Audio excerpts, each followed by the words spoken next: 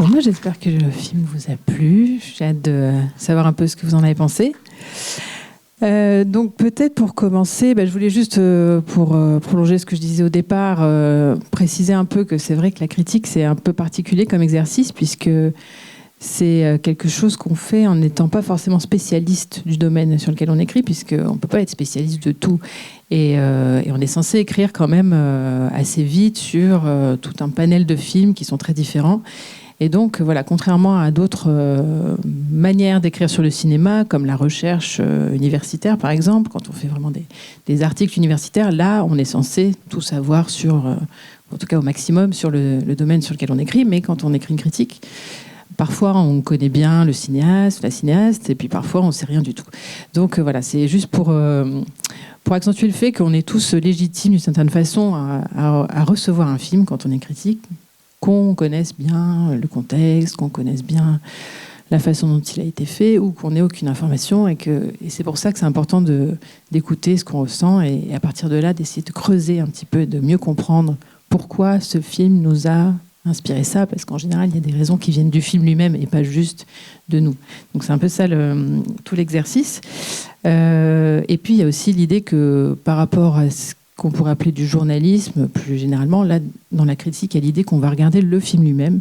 Peut-être qu'on va aussi prendre en compte à des moments d'autres éléments de contexte social, de actualité, puisque bien sûr, certains films s'inscrivent résonnent particulièrement, par exemple, à certains moments, parce qu'ils évoquent certains thèmes qui sont présents dans l'actualité, mais c'est vrai qu'en tout cas, il y a ce temps où on regarde le film lui-même.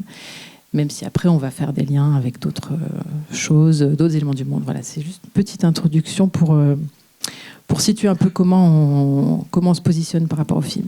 Et donc, dans cette optique-là, peut-être la première question qu'on peut se poser quand on voit ce film, c'est... justement, on peut se demander comment il a été tourné, parce que je pense que vous êtes familier avec les grandes catégories fiction, documentaire. On pourrait dire que à l'extrême du spectre de la fiction, ce serait un film où tout serait scénarisé, tout serait inventé, tout serait filmé dans des décors construits spécifiquement pour le film. Et puis à l'extrême opposé du documentaire, il y aurait un film qui serait fait de façon complètement spontanée. On sort dans la rue avec une caméra et puis on filme des choses qui se passent. Mais en fait, la plupart des films se situent vraiment dans une zone intermédiaire. Il y a des éléments de fiction dans beaucoup de documentaires, des éléments de documentaire dans beaucoup de fiction. Et donc, finalement, des fois, on regarde un film, on ne sait pas exactement où on se situe. Est-ce qu'on regarde des acteurs? Est-ce qu'on regarde des gens qui jouent leur propre rôle? Est-ce que les dialogues ont été écrits en avance ou pas? Est-ce que les plans ont été préparés ou pas? Et donc ça, c'est quelque chose qu'il faut souvent élucider soi-même, parce qu'on n'a pas forcément d'informations finalement sur le processus de tournage. Mais alors moi, ce que je me dis en voyant ça, c'est ça a l'air d'être des adolescentes ordinaires qui sont filmées dans leur lycée ordinaire. Ça a l'air d'être une relation réelle entre elles, une amitié réelle. Et j'ai pas non plus l'impression que les dialogues soient écrits. J'ai l'impression que quand elles parlent, elles disent ce qu'elles pensent, elles s'expriment spontanément. Par contre, il y a quelque chose quand même dans le film qui est très construit. La caméra, elle est toujours déjà là, d'une certaine façon. C'est-à-dire, elle n'est pas en train de suivre leurs mouvements. On arrive dans une scène et puis il y a une caméra qui est là. Et en plus, elles ne font pas attention à la caméra. Donc ça veut dire qu'il y a quand même toute une étape où cette scène, elle a été préparée d'une certaine façon. Donc il y a eu peut-être une discussion sur qu'est-ce qu'on va faire. Peut-être que la situation a été initiée par le réalisateur, donc Guillaume Braque. Peut-être que c'est lui qui a dit aujourd'hui, j'aimerais vous filmer sur les escaliers en train d'avoir une conversation. Ou peut-être qu'elles-mêmes sont allées sur les escaliers, puis il était un peu à distance et il s'est dit peut-être que là, il y a l'air d'avoir une conversation intéressante et donc, je vous propose de filmer la suite de la conversation. Des scènes qui sont en cours, bien sûr, ça se fait pas non plus par magie. Il faut forcément un petit peu demander l'autorisation, etc. Donc, il y a tout ce travail un peu autour de chaque plan, finalement. créer les conditions pour pouvoir capter une conversation qui va être sans doute assez spontanée, mais en tout cas, il faut quand même entourer tout ça d'un certain dispositif qui va être plus construit, plus préparé. Et puis, on ne sait pas non plus forcément à quel point il y avait une histoire prévue, disons. Voilà, donc est-ce que quand on commence à filmer, est-ce qu'on savait déjà qu'il allait avoir ce déménagement? Est-ce que peut-être on fait semblant que le déménagement n'est pas encore connu, le déménagement de Linda? Voilà, est-ce qu'il y a des choses qui sont un petit peu comme ça rejouées? Ça, c'est des questions qui restent ouvertes, mais en tout cas, quand on va écrire le texte sur le film, on peut admettre ça, qu'on ne sait pas exactement, mais qu'on comprend ça. On a l'impression de ceci ou de cela. Voilà, donc ça, c'est une chose que je pense qui est assez importante dans ce film-là, c'est cette ambiguïté. On pourrait parler d'hybridité, c'est un terme qui est utilisé parfois pour parler de ces films qui mélangent un peu des techniques documentaires, des techniques de fiction qui vont travailler avec la vie réelle de personnes, mais qui vont les intégrer dans quelque chose d'assez construit, d'assez préparé, pour aussi donner une autre dimension à ce quotidien, ne pas rester à la surface de ce qu'on va voir immédiatement forcément. Donc ça, c'est peut-être un deuxième élément qu'on peut explorer, c'est quand on est face à ce film, qu'est-ce qu'on ressent du coup, comment on perçoit les personnages et comment notre impression des personnages évolue. Ça, je pense que c'est quelque chose, dans tout film, hein, c'est toujours un cheminement et une évolution de notre regard sur les personnages. Je ne sais pas si quelqu'un veut réagir par rapport à ça. Est-ce que vous avez une impression Est-ce que vous avez une première impression de ces deux filles? Est-ce qu'elle a évolué pendant la vision du film? Bonjour. Bonjour. Mon impression, c'est que on dirait qu'en fait, on leur a laissé la parole pour s'exprimer sans forcément avoir mis de cadre particulier. Et peut-être que c'était construit dans l'environnement où est-ce qu'elles étaient et les endroits où elles devaient parler, mais qu'elles pouvaient s'exprimer sur ce qu'elles pensaient de leur mode de vie. Et c'était un peu penché sur les aspects négatifs plus que le positif, mais comme si elles avaient besoin de s'exprimer pour que ceux qui veulent s'identifier à elles puissent s'identifier en le regardant. Oui, effectivement, il y a cette question de qu'est-ce qu'il a retenu, le cinéaste, de ces conversations. Quand vous dites que c'est assez sombre, c'est vrai qu'il y a quelque chose d'assez surprenant parce que c'est l'été, il y a quelque chose d'assez gai. Bon, ça commence quand même avec une vidéo TikTok, etc. Au début, ça semble plutôt léger au départ, et puis c'est vrai qu'au fur et à mesure, il y a quelque chose de plus en plus sombre qui s'installe, même si ça reste toujours un peu sur le fil entre les deux. Enfin, les émotions sont toujours un peu ambiguës. Mais effectivement, il y a tous ces différents aspects qui, à travers les conversations entre les deux amis, vont faire émerger des choses sur leur vie qui semblent un peu difficiles.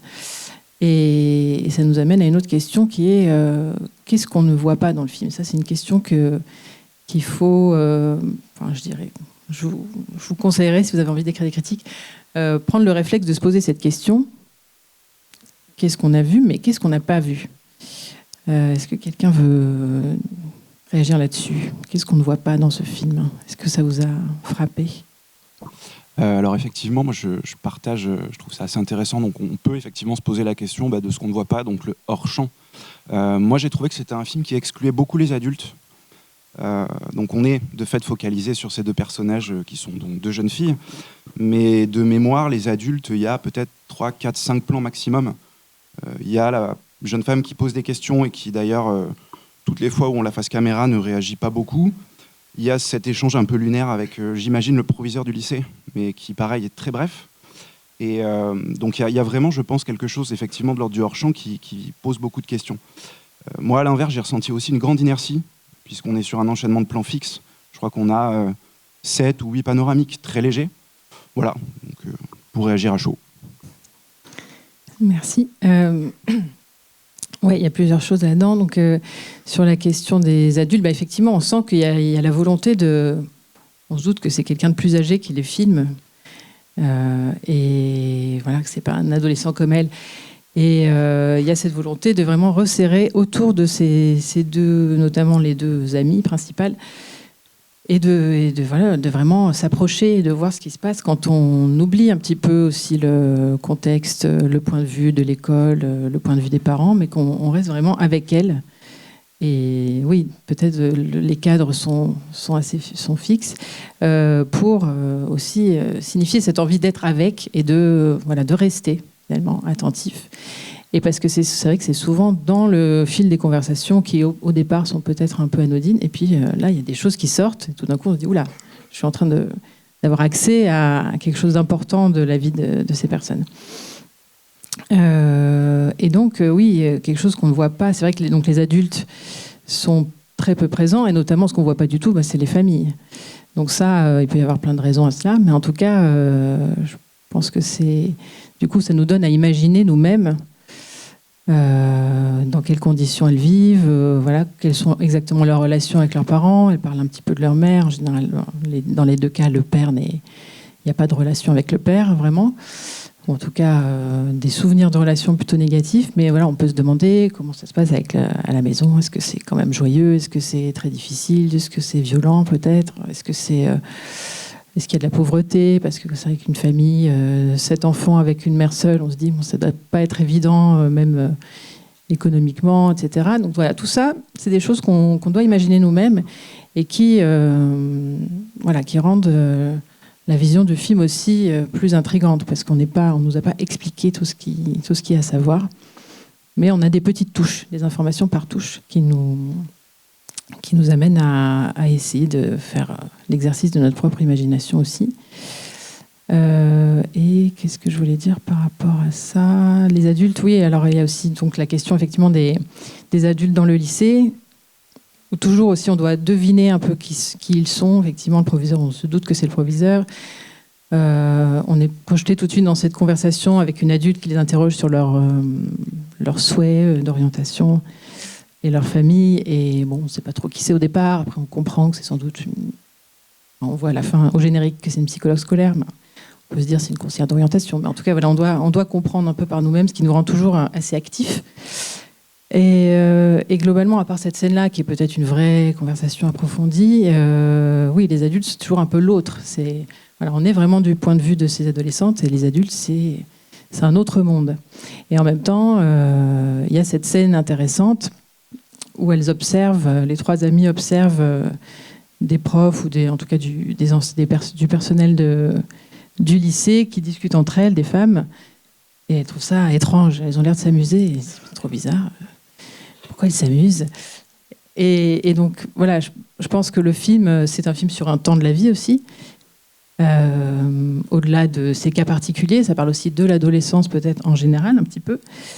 Et donc, je pense que cette scène, qui peut paraître un peu incongrue, finalement, à quoi elle sert, pourquoi il nous montre ça, alors que c'est pas vraiment le cœur du film, la relation aux adultes, mais en tout cas, ça nous ramène du coup à ce temps plus large et plus universel de l'adolescence, ce moment où on commence à comprendre qu'on va devenir des adultes et qu'on va devoir faire des choix, qu'on va devoir dessiner son propre parcours, qu'on va arrêter d'être l'enfant de ses parents. D'une certaine façon, en tout cas, on va arrêter d'être seulement en train de suivre ce que les parents nous dictent, et on va devoir devenir décisionnaire dans sa propre vie. Et donc, je pense que cette scène où il y a ce regard sur les adultes et cet étonnement, et cet étonnement de la proximité, en fait, finalement, ils ont l'air comme nous. C'est un peu, peut-être que c'est ça que ça signifie. C'est l'idée que on va devenir nous aussi des adultes, et peut-être qu'on ne doit plus se reconnaître nous-mêmes. On va changer.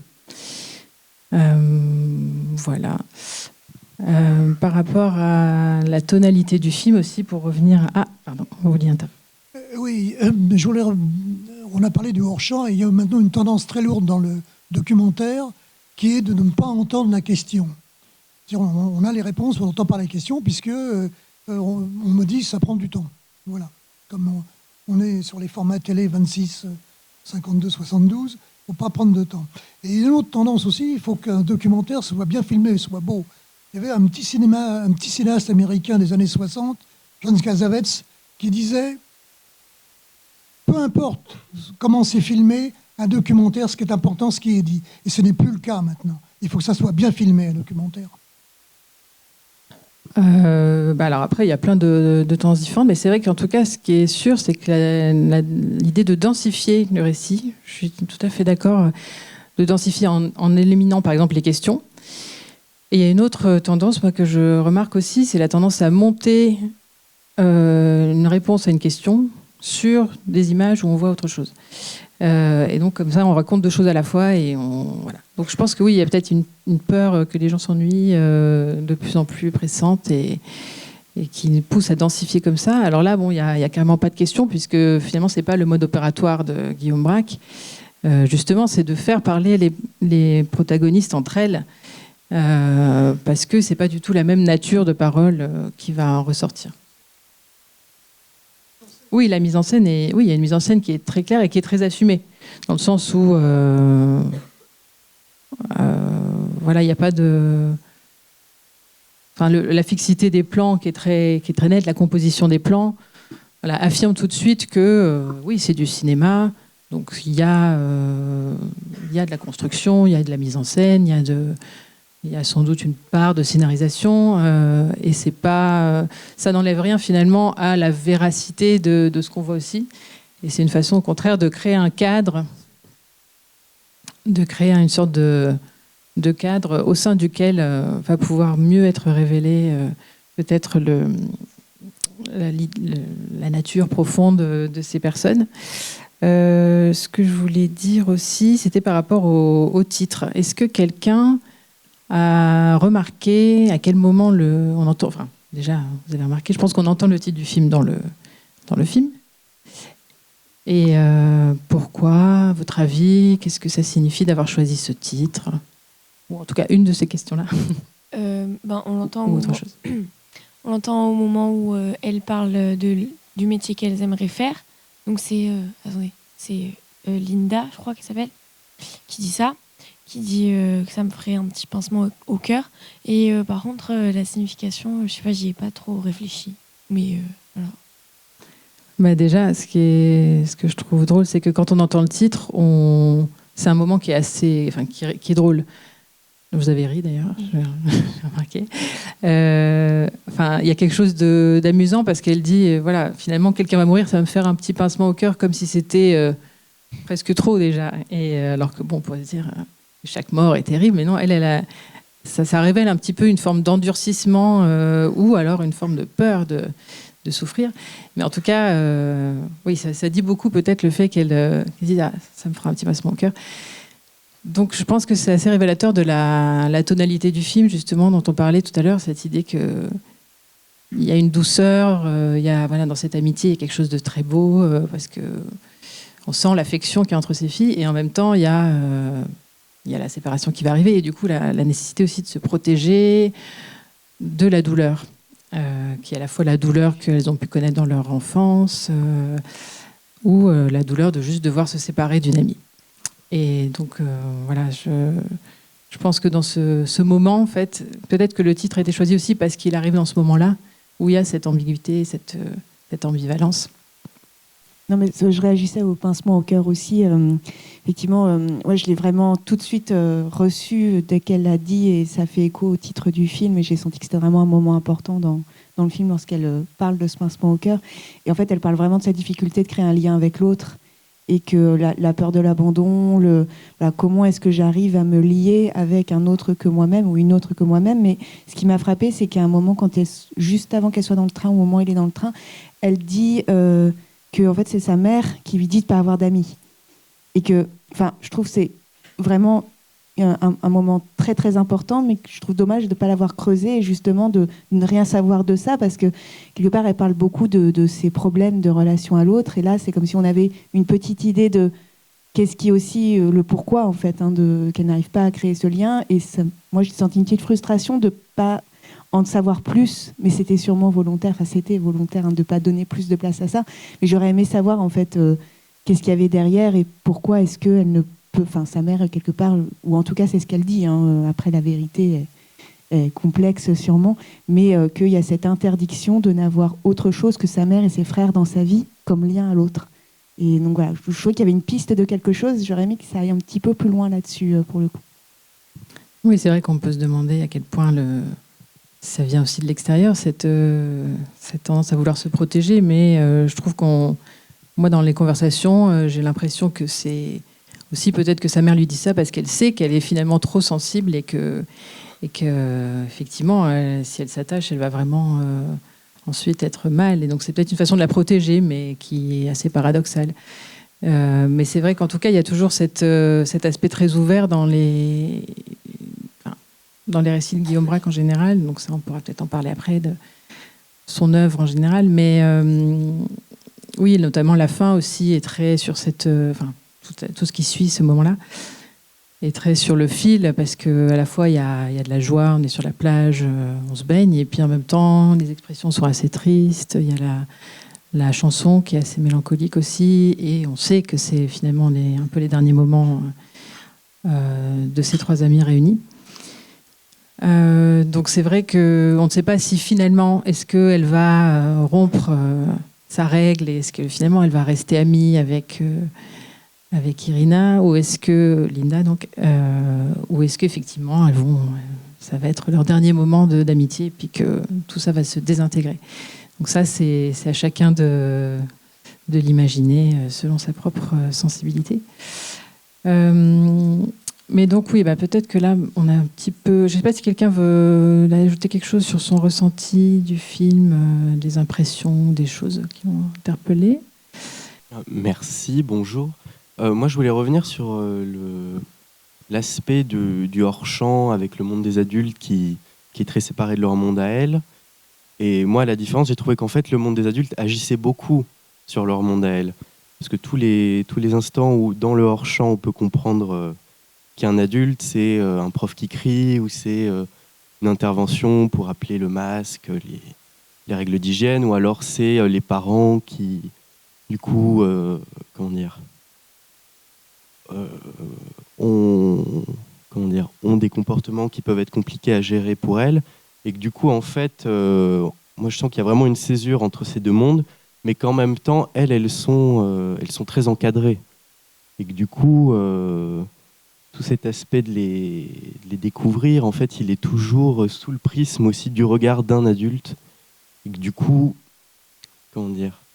j'arrive pas tout à fait, moi, à saisir quelque chose qui serait vraiment de l'ordre de l'adolescence et d'une certaine vérité, de leur vérité, quoi. Voilà. C'est là où chacun va percevoir ça différemment. Et par exemple, si on écrivait chacun une critique sur le film, peut-être que vous mettriez l'accent sur justement la présence des adultes qui est assez oppressante, qui les contraint beaucoup. Et puis moi, je ferai un autre texte où je parlerai plutôt du fait qu'on ne voit pas beaucoup les adultes. Et les deux seraient vrais, finalement. Mais en tout cas, oui, c'est vrai qu'il y a beaucoup de contraintes qui pèsent, et que c'est pas une adolescence très légère qu'on voit là. C'est pas une adolescence insouciante. Voilà, il y a déjà une sorte de poids qui vient effectivement du monde des adultes, en plus avec le Covid, les masques. Donc oui, on pourrait décrire le film comme une sorte de tentative pour ces deux filles de se frayer un chemin dans ces embûches, dans cette jungle où il y a plein de sortes de contraintes différentes. Réussir ses études, trouver un travail, savoir quoi faire, se débrouiller avec sa famille, voilà, etc., etc. Donc oui, c'est tout à fait une façon dont on peut voir le film.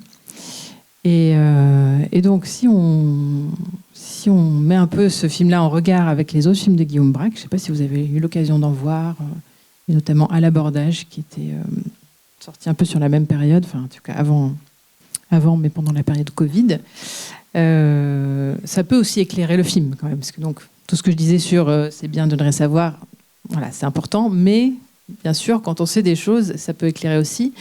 Et notamment, je trouve que dans ce film-là, ce qu'on retrouve, on retrouve beaucoup de choses qu'on a pu voir dans d'autres films de Guillaume Braque, mais notamment une chose qui est éclairée peut-être par la connaissance des autres films, c'est l'idée de parenthèse ou de temps qui est compté, qui est très et qui va rendre la vie plus intense. Puisque là, finalement, il y a tout de suite le spectre de cette séparation des deux amis. Et ça donne un enjeu au film d'emblée. Et ça, c'est quelque chose qui est récurrent chez Guillaume Braque. L'idée qu'on est soit en vacances, et donc il va se passer des choses qui peuvent se passer qu'à ce moment-là précis, et qui vont ensuite se terminer. Donc il faut vraiment vivre la vie de la façon la plus volontaire possible, parce qu'on risque de passer à côté de quelque chose. Voilà, c'est quelque chose qui est assez récurrent. En tout cas, globalement, l'idée de parenthèse, l'idée de déplacement. Donc là, le déplacement, c'est pas quelque chose de positif, contrairement à ce qui est le cas dans d'autres films. C'est plutôt un arrachement qui va advenir. Mais du coup, le fait qu'il va advenir, ça crée une sorte de... Du coup, ça fait du présent une sorte de parenthèse. Et ça donne cette intensité à la relation entre les deux filles, puisque... Voilà, est-ce que la relation va pouvoir continuer ou pas? Est-ce qu'elles vont pouvoir rester amies? Et puis c'est comme si finalement toutes les longues scènes de conversation qui sont très profondes quand même, qui sont très riches, où vraiment on sent qu'elles arrivent à se faire réfléchir l'une l'autre, à se faire avancer l'une l'autre dans leur pensée. Peut-être que ces conversations n'auraient pas lieu s'il n'y avait pas ce spectre de la séparation qui arrive. Donc ça, c'est une des choses qu'on peut retrouver, qui est présent dans beaucoup de films de Guillaume Braque. Et puis aussi, ce qui est intéressant par rapport aux autres films, c'est qu'il y a souvent une forme d'hybridité, pour reprendre ce terme, entre documentaire et fiction. Donc les fictions sont parfois inspirées, par exemple, de la vie réelle des acteurs qui jouent dans le film, ou alors, quand c'est des documentaires, c'est souvent quand même très mise en scène. Voilà, il y a une forme de collaboration. C'est pas... soit c'est le cinéaste qui décide tout, soit c'est juste la vie. C'est toujours une forme d'intermédiaire, de collaboration entre la vie, les personnes réelles et le cinéma, le dispositif du cinéma. Et puis une autre chose qu'on retrouve dans beaucoup de films de Guillaume Braque, c'est l'influence de la nouvelle vague, notamment d'Éric Rohmer, qui est donc un cinéaste français qui a commencé dans les années 60 et qui a fait des films pendant très très longtemps. Et qui s'intéressait aussi, lui, beaucoup à cette notion de parenthèse, de déplacement, et spécifiquement aux vacances. Il a fait beaucoup de films qui se passent pendant les vacances.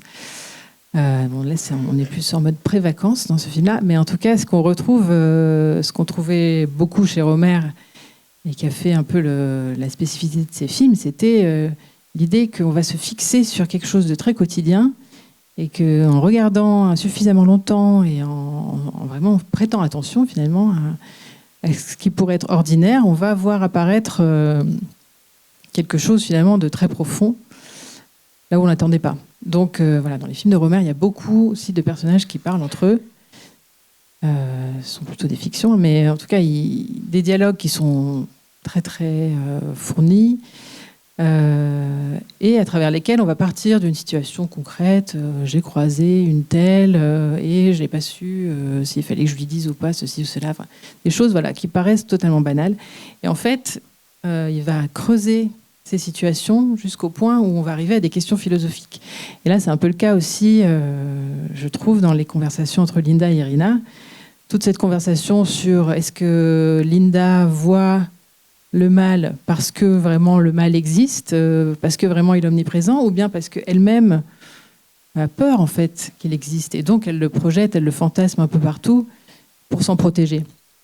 Et ça, c'est une question qui reste insoluble. C'est vraiment une question philosophique de perception. Voilà, est-ce que le monde est déterminé par nos perceptions, ou est-ce que c'est est-ce que c'est lui qui les impose à nous? Voilà, ça, c'est des questions qu'on ne pourra jamais vraiment résoudre, je pense, et qui là, sont inséminées par les protagonistes elles-mêmes, mais disons qu'elles arrivent à les faire émerger de leur questionnement ordinaire. Et donc, là, Guillaume Braque, on sent que c'est ça qui l'intéresse, finalement, le plus, peut-être. C'est comment elles arrivent à trouver cette profondeur entre elles, comment elles arrivent à atteindre ce niveau de réflexion et cette finesse, cette finesse de réflexion entre elles, et comment il faut être deux aussi pour ça. Parce que même si on sent que toutes les deux sont assez cérébrales et qu'elles réfléchissent beaucoup, c'est quand même parfois, quand on a quelqu'un à qui parler, qu'on arrive à formuler certaines choses qui sont un petit peu présentes en arrière-plan. Donc ça, c'est quelque chose que je trouve très beau dans le film.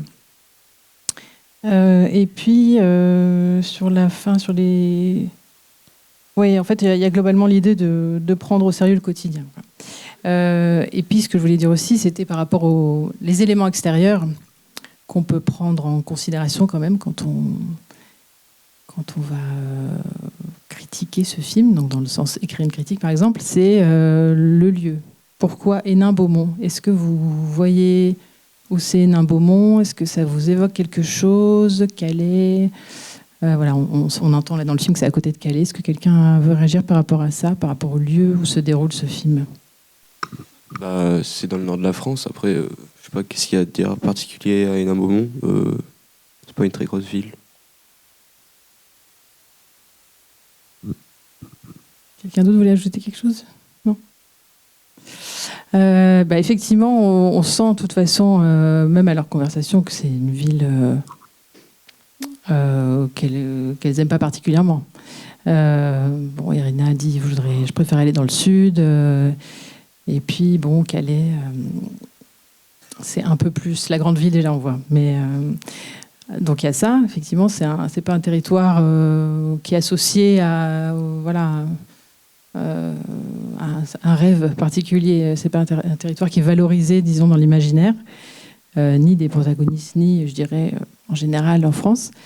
Et par ailleurs, c'est aussi un territoire qui est un bastion du Front National, Rassemblement National aujourd'hui, et qui a été une des premières mairies où quelqu'un du Front National à l'époque avait été élu.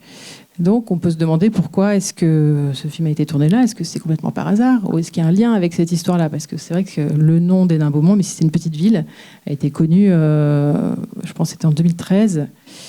On en a parlé un petit peu dans l'actualité par rapport à ce fait-là, qui était assez marquant à l'époque, et puisque c'était assez rare. Donc, est-ce que Guillaume Braque est allé tourner dans ce lycée, dans cette ville en particulier, pour cette raison-là, pour justement... alors, même si c'est pas du tout le sujet du film, mais en même temps, on a l'impression que Linda et Irina, peut-être que leurs parents sont immigrés, on peut se demander. Donc est-ce qu'il y a quelque chose à tisser par rapport à ça? Est-ce que c'est une façon finalement de donner, de proposer une sorte de contre-discours ou contre-représentation au discours du Rassemblement national sur les immigrés, des sortes de caricatures? Voilà, ça c'est un fil qu'on peut tirer, je pense, à partir de ce film aussi. Alors, n'oublions pas que nous avons le producteur du film dans la salle, Nicolas Antomé. Et donc, c'est aussi une façon de pouvoir continuer à creuser le film, creuser ce que le film raconte, c'est d'avoir des informations sur sa fabrication. Et donc, c'est là... tu veux. Voilà, donc, ça, c'est un peu l'autre étape, quoi. Une fois qu'on a essayé de comprendre tout seul, on peut comprendre encore mieux quand on a des informations sur la fabrication. Je ne sais pas si vous avez déjà des questions que vous voulez poser. Oui, volontiers. C'était une question rhétorique ou pas? Non, c'est une vraie question. Okay. Parce que c'était une commande en fait. C'était une commande du BAL. C'est un centre d'art à Paris qui est consacré à la photographie. Et ils demandent à des réalisateurs et des réalisatrices de faire des films avec des lycéens dans plusieurs quartiers populaires en France, dont Hénin-Beaumont. Donc il n'y avait pas de volonté particulière de se retrouver là. Et ensuite dans le processus, c'est pas quelque chose qui a été, toute cette historique avec. Non, mais en plus même, moi je crois que le maire d'Hénin-Beaumont, il est réélu avec 70% au premier tour. Enfin, je sais pas si c'est un vrai sujet dans la ville. Je sais oui. C'est banalisé en fait. Oui. Mais je crois pas que c'était. Enfin, je suis pas Guillaume Braque. Alors, c'est toujours compliqué quand les producteurs remplacent les réalisateurs. C'est que ce que les gens veulent savoir, c'est ce que pensent les réalisateurs et pas les producteurs. Mais je sais pas c'était quoi son intention par rapport à ça. Mais je pense pas qu'il y en avait une particulière. Ok, voilà. Donc ça, c'est quelque chose typiquement. Peut-être moi, si j'écris une critique, je vais parler de ça, alors que c'était pas du tout une intention. Mais néanmoins, c'est quelque chose qu'on peut voir dans le film. Voilà. Alors, moi, ce que je me demandais en deuxième par rapport à la fabrication, c'est comment s'était fait le choix finalement de ces protagonistes, c'est notamment les deux principales. Parce que oui, une chose dont on n'a pas beaucoup parlé, c'est que finalement, pour arriver à filmer ces scènes, il faut énormément travailler en amont. On ne peut pas tout de suite arriver et filmer Lina et Irina en train d'avoir cette conversation. Il faut forcément faire connaissance avec elles, puisqu'on imagine bien que si tout d'un coup on met la caméra devant elles, elles ne vont pas être très spontanées, elles ne vont pas être à l'aise. Donc quel est le processus pour arriver à la fois faire connaissance Je crois que lui, il est à fond, t'es à fond dans la discussion. Je t'ai réveillé, pardon. voilà, comment on arrive à pouvoir filmer ces personnes, comment on les choisit, etc. Alors, comme c'était un atelier au départ, mais Guillaume, il a voulu détourner la commande, c'est pour ça que je suis arrivé, et il avait besoin d'un producteur en plus, parce qu'il ne voulait pas faire juste un film d'atelier. Mais comme c'est un atelier, en fait, les profs du lycée ont demandé à des élèves d'être volontaires pour participer à un film.